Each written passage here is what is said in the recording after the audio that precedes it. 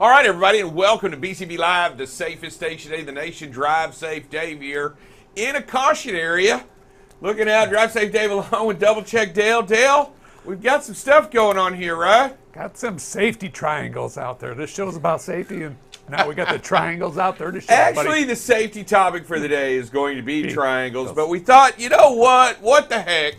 Why not break them out? We only have 10 minutes, right? That's 10 it. minutes to get them out here for us. So we thought we'd break them out, let you see what they look like you just see what they know. And yes, we have passed DOT certification. We do have them on the truck and on the show as we speak this morning. All right, Dale, let's talk. Me and you were talking a little bit earlier today. Wanted to again mention fuel. I mean, as we talk about it, and I was looking at the diesel price of fuel across the country from the 24th. I know it came out on Monday. I wanted to see if there was any big shock or anything happening. But here it is, just so you know.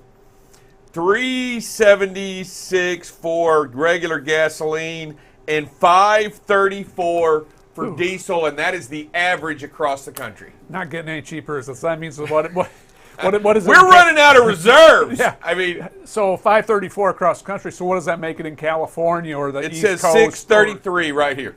Wow. How about the East Coast up in the New England area? Well, let's see. Chicago's always another high one. East Coast is showing 5. New England 573. Central Atlantic, you're looking at about 582. I'm telling you, Midwest 530.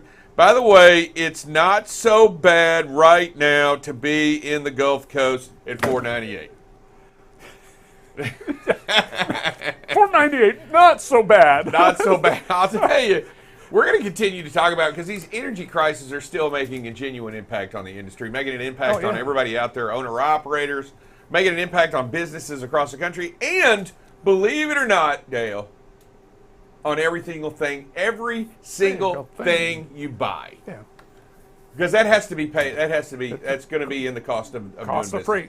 Cost of freight. That's part of it. So yeah, absolutely. Not only our country, but worldwide. There's we have a tough winter. Things are going to go up even a lot more. So where is it? And I think I have to ask myself. Look, I think really we've seen a really genuine impact since the war in Ukraine, right? Yes. Yep. That really turned the table, really turned the tide on energy when we imposed sanctions on Russia. Yep. And everything finally did this weird shoo all the way to the roof.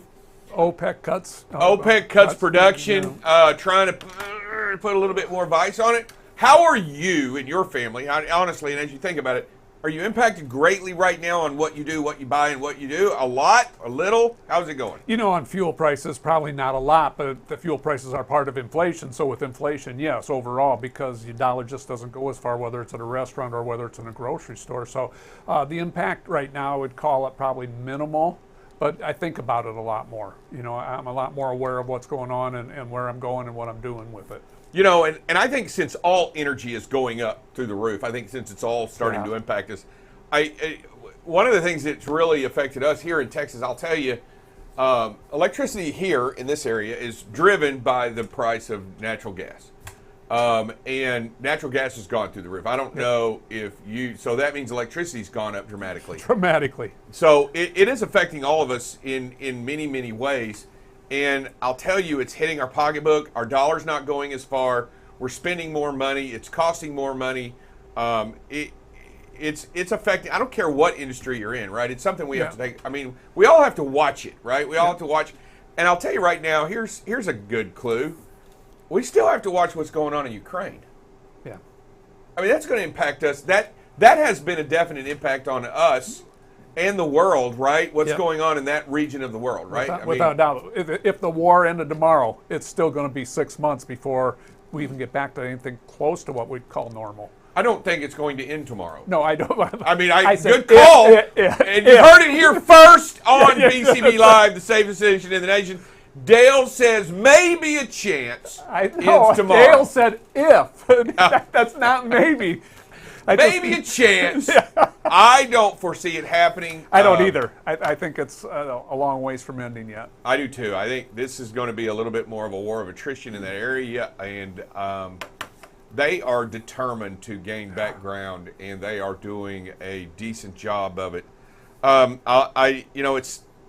It takes note to make sure you watch what happens in that part of the region, because we have been pulled in many times throughout history in that one small area of the world within a 400 or 500 mile radius that has the Crimean War, since the Crimean Peninsula and the Crimea. 2014. You're talking about, and then you're talking about World War I, you're talking about World War II. You're talking about all these huge conflicts emanating from Eastern Europe, right? Yep. It's getting their start over there and just spreading out, without a doubt. Guess what? And I'm tired of it. And by the way, just caution. Everybody just make sure we want to put the caution tapes up, right? Yeah. Caution triangles. There you go. There you go. Hey, so what do you got? If you had a biggest advice on fuel saving today, and it kind of be along the line of safety, what would it be, Dale? If you had to throw out the big tip, the Dale big tip. I think it's going to be a speed, because, the weather's changing. Right now, we're probably in some pretty decent weather as far, so you don't have to idle near as much, because the hot weather, for the most part, is gone, and we're not in the real cold part of the year yet. It's coming. It's coming. But I think right now, speed management is probably the biggest thing where you can save some fuel, squeeze some more savings out of it. That's Dale's tip of the week. Dale's tip of the week, right there. You've heard it here first, right on BCB Live, the safest station in the nation. I agree with you 100%. Slowing down. Yeah. Trying to save some energy costs. Idle time, slowing down, doing everything you can, turning the truck off when you can. It's not really hot right now anywhere in the country. And I know you guys in Death Valley are raising your hand. but trust me, it's not a freight mecca area. No, there's only 3 people right there. So. However, be careful, always mindful of what goes on, and we respect everybody that lives and around Death Valley. We do. We're not making fun of you, but no. we want you to know that, find a way to save cash. Find a way to save money. Find a way to make a difference in your business. Find a way to cut your cost of energy, because it is going to affect you negatively. It is going to affect what you got going on. There you are. And by the way, I just checked right down here at the Love's right down the street.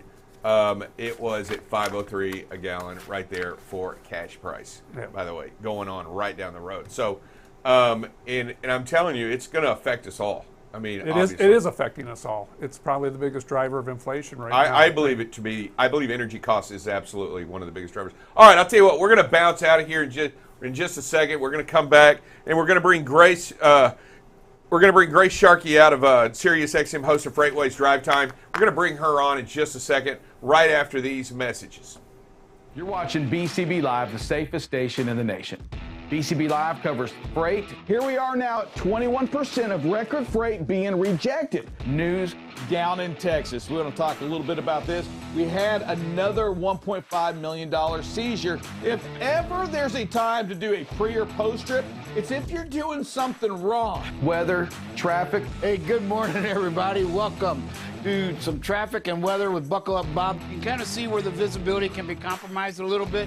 Again, right where that rain is. And most importantly, safety. One of the things that we must do is make sure that safety is the number one thing that we focus on. Going into an intersection yellow is not the way. That's to clear an intersection, not to enter an intersection. Tune in weekdays from 7 a.m. to 8 a.m. Central Standard Time. You can watch BCB Live through LinkedIn, YouTube, or Facebook. So what are you waiting for? Subscribe today and follow BCB Live.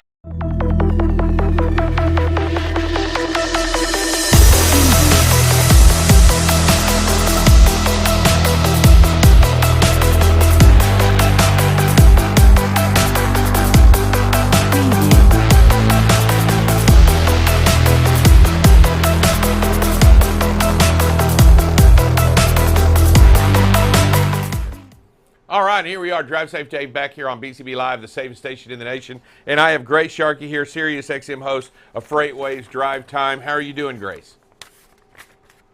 I'm doing good. Happy to be here. It's funny, when I first got on, I saw Dale, and I said, "Oh, Rick, your hair's grown." You threw me off for a second. So, it's a whole different person there. So it is. It's a whole different personality, different deal. But, you know, I don't believe I was here. I know you've been on here before, and I don't believe I was here the last time. I think it was Sir Rick that did the interview. you know, that now the A team is up, Grace. So we're in the game. So now you get first string here doing interviews. You live in Grand Rapids, Michigan, right? I just recently moved from Grand Rapids to Lansing, so a little bit farther down from here to here. Oh, you're definitely from Michigan. showing the hand. Hey, you know, I'll tell you what, I love Michigan. I Charlevoix and Mackinac, and you know, I mean, you name it up there, absolutely gorgeous in the summertime. And yeah.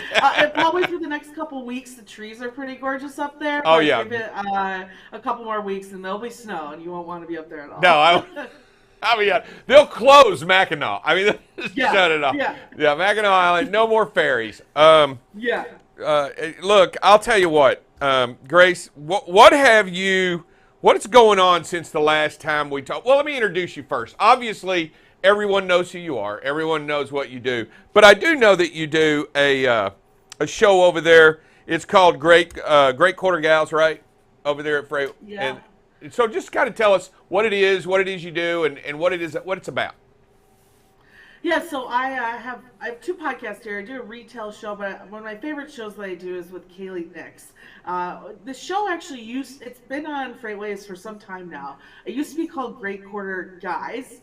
And coming off of a lot of what you hear from earnings calls, it's been a great quarter, guys. And we decided to rebrand the show. So Kaylee and I took it over about a year and a half ago, and we rebranded as Great Quarter Gals. And our focus was to not only showcase females in this industry that have a huge impact on our supply chains, and even those who might have a smaller impact but have their jobs have big repercussions at the companies they work at, and also to teach women more about finance as well. It's something that I think our generation, my generation as a whole, is just starting to get a hold of when you talk about the retail traders and things of that nature, right? Robin Hood traders, all that jazz. But growing up, the more women I meet, I realize that there's this huge financial gap, and we want to make sure that the women in this industry, who honestly a lot of them are in finance roles, are having a chance to have their voice heard, and also learn a little bit more about why certain companies are doing so well in this industry, why some aren't, and give just an overall financial lesson to not even just the female listener or viewer, but even males as well. So it's been a lot of fun, and we've got some really great. We just last week our guest, well, this week actually, we had Robin Hutchinson on. So we're starting to get some really big players in the industry, and it's a lot of fun. Yeah, I believe she's FMCSA chief, right? I mean, Yes. you're talking bigwig, right? You start bringing in Miss Hutchinson. When you get Buttigieg in there, let me know, Grace. I'll be definitely in the wings, wanting to talk to the Secretary of Transportation. That one, and I think we're working on even like Granholm, right, as energy. Clearly, you guys just started the show off of how bad that situation is starting to get. So even if we could get someone like her, past governor of Michigan, right, that would be cool as well. Yeah, I mean, look, there's so many things that impact the industry and impact whatever is going on in the world. I mean, in energy, and believe it or not, these wars, these restrictions on trade, these sanctions that take part, they all play a genuine impact on trade across the country. We're no longer isolationists. I mean, this is a world market. We deal in a world market, and I know that trucking here is the last mile or the final mile or the beginning or whatever, but really that trade, that world market impacts all of these industries, all of this together. 100%, and that's I think why we love doing the show so much is because people need to understand that these different companies and how they're set up financially, to especially the public ones, right, that are there to not only make more money but make more money for their shareholders, and what impact that has at the supply chain at the end of the day too. Yeah, and we can talk. I tell you what, this is a show honestly about ladies who launch, and I know we could sit here and talk business, we could talk trucking, we could talk the impact, and we could talk quarterfinals. I really want to focus a little bit, Grace, on you and what you were mentioning earlier, because I think it's important. I think it's something that we need to discuss. We need to continue to have the conversations, and we need to continue to have examples. But what got you doing this? I mean, let's just say what drew you to do this. Yeah, so I guess do you mean entering this industry, or are you talking like more of like the Sirius XM show, or all I'll of it take as a whole? I'll take a little of both, right, Grace? Cool. Because Yeah. I mean, let's just talk a little bit about what drew you in, being a lady. Because I'll tell you something. I've actually been. I mean, you may not can tell how old I am, but I've actually been in the industry quite some time, and it has adapted, changed, and come full circle. Because when I came in the industry, we did a lot of spitting and cussing, and there weren't a lot of. I mean, there weren't a lot of ladies in the industry, both on the top end and on the bottom end. I mean, and I really think it's a great story. Any story that tells of a woman coming in here and why you got here. Yeah, so really odd start, honestly. In college, I raised funds for Michigan State. That was my job that paid my way through school. So I would go to classes during the day, and then about 5 o'clock in the afternoon, I was one of those annoying girls that would call alumni at dinner time and ask you for some extra dollars. And I love the job, and it's a lot of the skills in that job transfer over into brokerage, and a lot of the work they do in a brokerage very easily. So every year we would have companies like Coyote, C.H. Robinson, a lot of the Chicago big guys would come in and recruit out of our offices. And at the time when I graduated, not only I had a few friends that had worked at a couple of these companies for a few years, and were kind of like being burned and churned through it. So I'm like, okay, well, I like this industry. I like what I hear about it, but I want to start with a company that's maybe growing, give myself a better opportunity towards management. And at the time, my father was having some health issues too, so I didn't want to go too far away from home. And I ended up meeting the owner of Fifth Wheel Freight, a logistics company out of Lansing. They're now up in Grand Rapids. And I love the opportunity for growth. And I started on there, and very rapidly we started adding sales reps. And by the time I left there, about 2 years ago, in a couple of weeks, we were at about $80 million in business. So a group of college friends as well, we were all part of that. And it's I love this industry, and I think why females in particular are very good at this industry is that we're natural problem solvers. There's a quote out there from, I think, Reese Witherspoon, where she complains about a lot of the writing in Hollywood that makes women, like, if there's ever a problem, like, women hysterically are like, what do we do next? And like, have you ever met a woman who, like, in a time of crisis has no idea what to do next? Like, never. It's usually, here's 12 things that we could do next. It's rarely do you see the female in the room hovering in the corner, having no idea how to fix the problem. It's usually the opposite, like too many solutions to what we need to do. And so I think that's what really attracted me to it, was like every day is different. Every day is a different problem, and every circumstance, whether you think it's the same problem, is a little bit different and takes that time and attention and empathy to problem solve. So I think those skills is what really attracted me to the industry.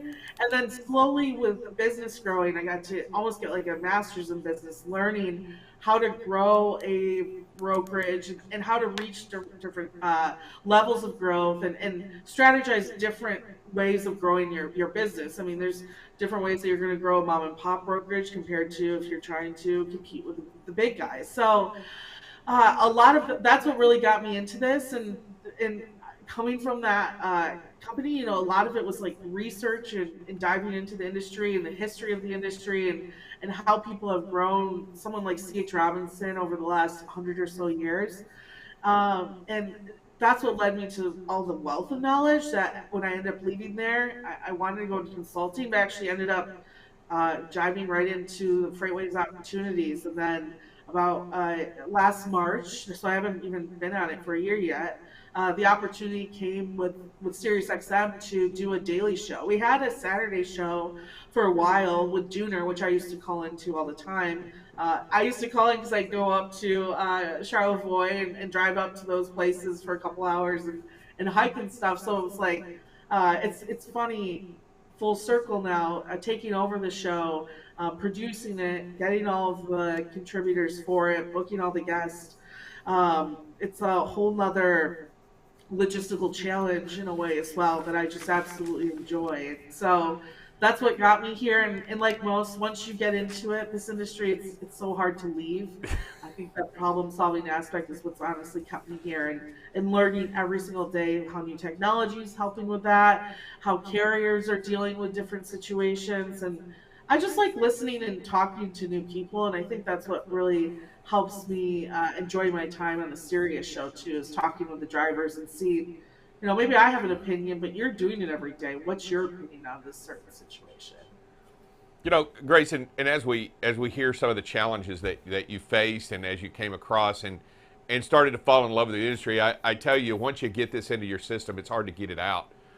This industry, I mean, it's something you live, eat, and breathe, and it's addictive. And I can tell you that full honestly. What is it, you and Kaylee are obviously doing some amazing things in your conversations about the industry. But I tell you what that I'm interested in, and what I'm trying to get, how are women, now that you speak to them and you talk about them and you kind of get a bigger picture, a broader picture, how are they still facing barriers here in this industry? So I think one thing in particular is the average population of women at individual locations across the supply chain, right? I think in a lot of back office work, you'll see more women than you see men, so that makes it a little bit more comfortable. But I think the biggest problem is the amount of women in every sector, right? Like if you get us all together at the Women in Trucking Conference, right? That's different. There's a ton of us there. It's just such a happy community. But when you separate us into these different boxes and these different companies, it does get lonely. For a while, I was the only woman in this C-suite type of role, and it does get intimidating because a lot of times you don't have someone to talk to or to bounce ideas off of or thoughts. If you think, maybe you're being spoken over or you're being treated unfairly, that kind of just settles in the back of your mind, and you live with it and you deal with it and you keep on moving. But I think what happens is that when we all come together, we start to realize, oh, all of us are having these problems. And I think having more women in your office and trying to actively recruit more women helps a lot with women feeling more comfortable in this industry. There's Charlie Safro is a recruiter in this industry that I love. I think you guys have had her on the show. Yeah, and she has this quote that we always talk about: if you want to recruit women, you have to learn how to retain women. And so I think it's making sure that your culture is set up that if a woman does have an opinion, that she's able to speak that truth and be heard, but also that the culture and the business is interested in her needs outside of work. Too often do I see, when we talk about culture and women, too often do I see that focused on the family aspect, right? Like, oh, we want to make sure you have a work-life balance so that you can take care of your family. Well, there's a big percentage and a growing percentage of women that, one, don't want to have a family, but still care about those things, and two, can't have a family. And so I just think that there's a lot more growing that needs to be done when we talk about building a culture for women. It's a lot bigger than just making sure that time home with our kids or our newborns is there. It goes much past that. And I think ask the women in your office. They're going to have the best ideas that are going to bring that to fruition. And it's going to be uncomfortable. I think a lot of times, people start enacting some of these different cultures, and it might not feel comfortable for the majority, which is the males in the office. But out of uncomfortableness is change, right? I mean, that's the same thing for all of us as individuals. So just push forward in a lot of these activities. Try to focus on where women want to be in their careers down the line than just their families. And I think you'll start to see, not only do you retain women more, but you start to recruit them a lot more as well. That's great advice, and I think that, and I'm just going to, as an observation, been doing this a while, I truly believe that the young, talented people, both men and women that come in college, really have no idea about the different areas and opportunities that logistics and this industry has. I mean, Grace, let's be honest. We do a horrible job in educating folks about what we do for a living, right? I mean, we do. We and I don't mean this you. I just mean me. You're doing a great job talking, but really having been in this industry a while, we suck at it. I mean, we just not really good at getting the word out of what happens and how it happens and how wonderful it is here. We just get so in it, we don't have a chance to share it. And I think a lot of what you're talking about is educating, whether man, woman, but women in the future with their talent and their brains and their abilities. We want them here, right? We need them here. If we're going to make this better, if we're going to make this, better for every single person, we need those people of talent. How do we reach them? Well, first thing I do want to say is I 100% agree with you. I think that the biggest cultural change I've noticed since I've started in this industry, I mean, I'll say 2013, 12-ish, is that men are openly want to bring more women on because I think they see the value in bringing that culture and having that diversity in the office. So I completely agree. One thing in particular, I think it really needs to start with what a lot of times driving schools do as well is like get to these people in high school even earlier if possible. Women in Trucking, they do an excellent Girl Scouts opportunity where they not only teach girls in the Scouts about trucking, but also maritime and teach them about air freight as well. Like there's, like you said, so many different opportunities, I think, for women to be a part of this industry that they don't realize. They might think, oh, transportation, like, I don't want to drive a truck. Well, do you want to drive a plane, right? Like, or fly a plane? So, drive a plane. But still, it's, you know what I mean? It's, I think getting to them as early as possible and not at senior year of college when they've already invested so much time in maybe a different type of degree or different future. But getting there as soon as possible, whether it's like high school, like or some type of troops or organizations, I think that's the biggest thing is teaching them sooner rather than later about the various opportunities that they can have. And because there's for roles and claims, there's different packaging, right? If you love packaging, that's where you can help out. There's so many different areas in the supply chain that we need help in. Robotics, that's a huge one too. Data analysts, I think that's a huge one. I see women growing in as well. So yeah, we just need to get to them sooner, and we need to teach them the opportunity because there's money in this industry too, and I think that's another part of it. It's like, do you want to be a data analyst? Well, guess what? Here's an industry that just found out about data about 5 years ago. So let's see how you can help it. And now we're overwhelmed with data. Let me just ask you real quick. Look, we're going to see you out at the Women in Trucking Acceleration Expo in Dallas here pretty soon. I know it's coming up soon. We know we're going to see you out there. We've got a booth set up out there. We're going to be seeing all of you. Let me ask you. We're excited about being out there. We know what it means to the industry. What does it mean to you to go to something like the Women in Trucking Expo? The first time I ever went to it was about 2 or 3 years ago, and I just left with such an overwhelming feeling of togetherness.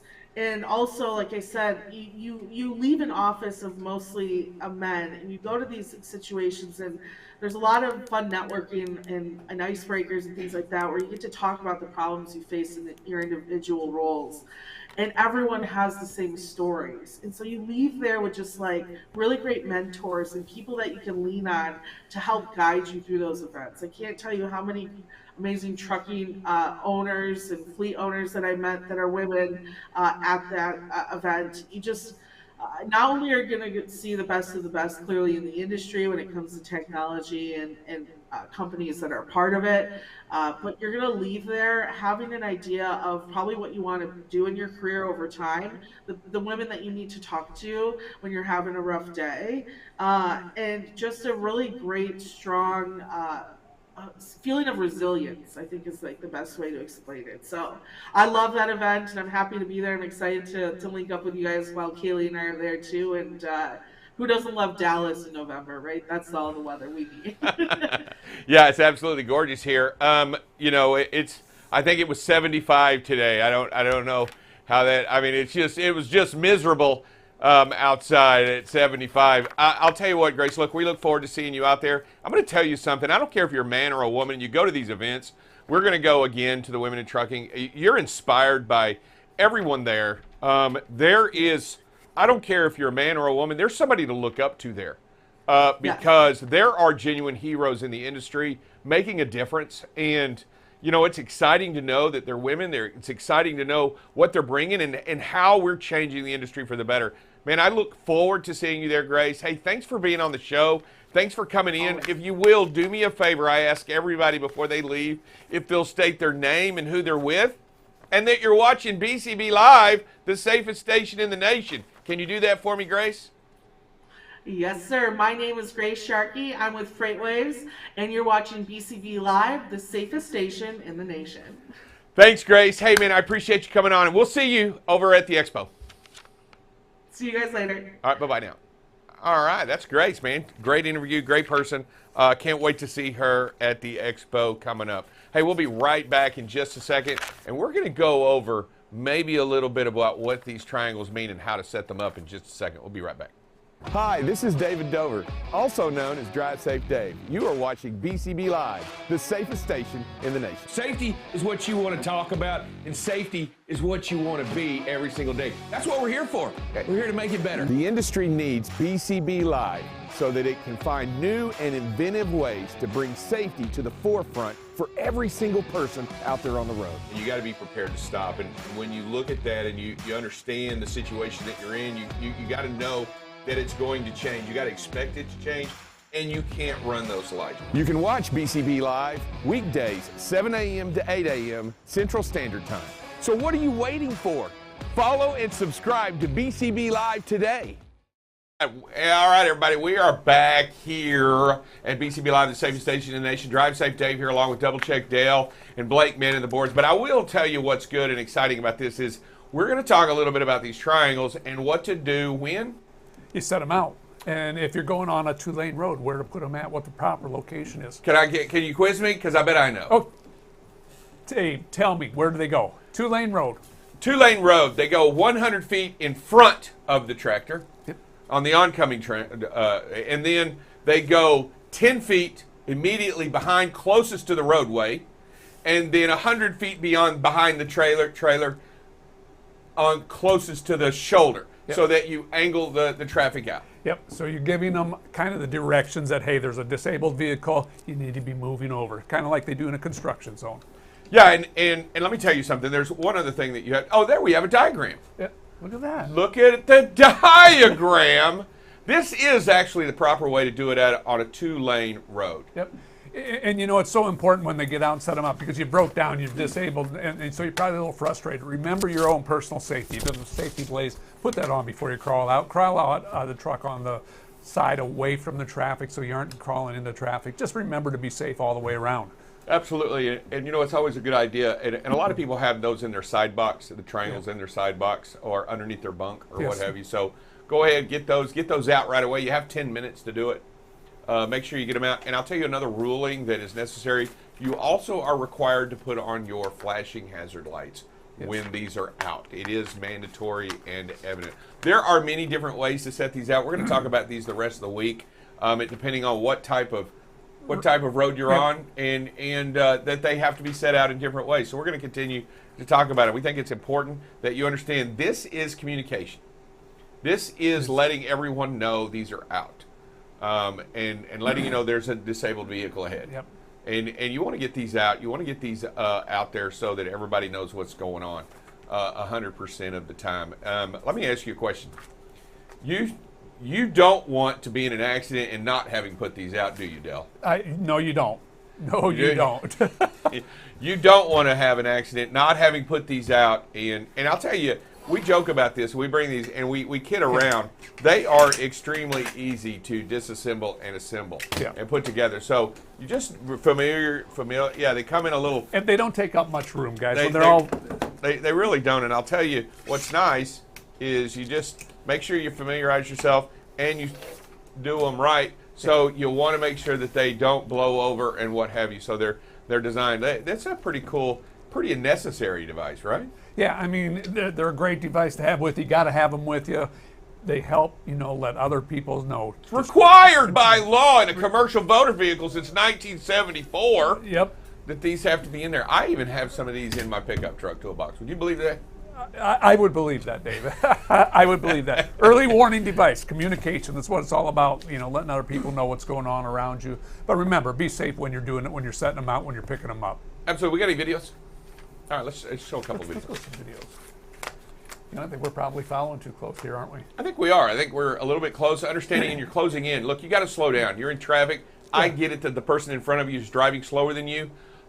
Understand that you can't push them. You can't make them go faster. You need to create. This is 60-something miles an hour, and you're that close to the vehicle in front of you. That is a dangerous situation, isn't The it? distance actually closes up a little bit from the start to the finish. The absolute opposite of what we want to be happening. We want to stretch that distance out. So, like you said, Dave, can't make them go faster. Ain't going to make them go out of the way. And it's a form of aggressive driving when you start doing that. Yeah, you're actually tailgating, and it is against the law. All right, everybody, what's the next video? This is confusing. I mean, you're in a construction zone. Yep. There's a lot of traffic. You're too close to the vehicle in front of you. Every vehicle that I can see right now is too close to the other vehicle. And there is just absolutely nowhere to go here. You just got to back off, create space, get away from There that is no, by the way, there's no out here. Yeah. There's no out on the left, no out on the right, and there's no out in front of you. There's no out here, no way to drive. All right, next video. It's in the nighttime. We've got to remember, to increase our space. We got to have the space, whether it's daytime, nighttime. Nighttime, your visibility is limited already. Stay back. Get that space between Yeah, you and at the 70 vehicle. miles an hour, it's got to be further back than it is at 60, and it's got to be further back than it is at 50, and so on and so on. Try to create and generate that space between you and the vehicle. It's always been about speed and space, right? It always has been about that. All right, next video. All right, here we are, coming up to a stop sign. And Bet you thought he was going to blow it, but he didn't. Good harsh brake here. The thing I want to point out is we're 5 miles over the speed limit. We're coming up the stop sign. If we're at the speed limit or below, it makes it a whole lot easier to get stopped at that stop sign without that harsh brake. yeah, and as I watch this, I'm almost under the impression this truck is in a bobtail mode because of The way it kind of. the way it stops and the way it feels. I mean, even just watching the video, I feel like it might be in a bobtail mode. So if I'm bobtail speeding, okay, Dave? No, never. Okay. I didn't mean that. I never. Please don't mean. I just made an observation. Yeah, the sun's out. Doesn't mean it's okay to speed when the sun's out. Okay, either. I just asked a question, man. Okay, I'm good. I just find it a little disheartening that that's what how you would derive that, sir. Next video.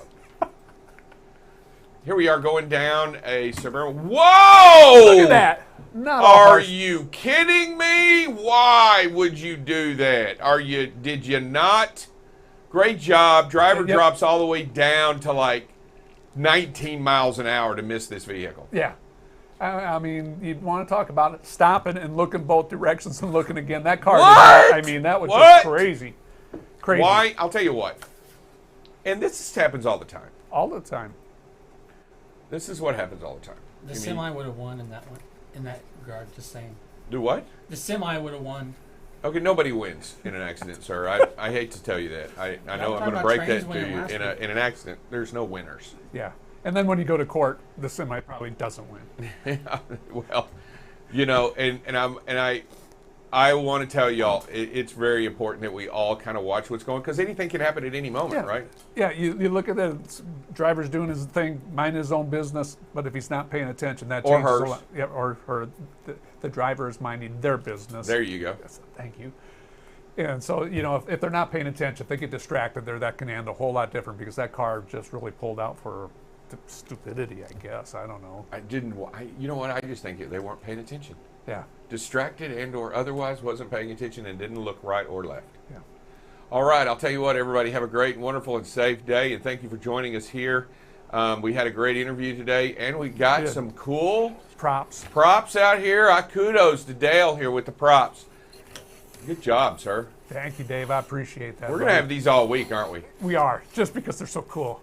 I'll put them, set them No out. flares in studio. I'm just calling it right now. No flares in studio unless I get to play with them. Okay, we got flares coming. No flares in the studio, just triangles. All right. Hey, everybody enjoy and have a great and safe day. We'll see you next time here on BCB Live. The safest station in the nation. All right. See you guys.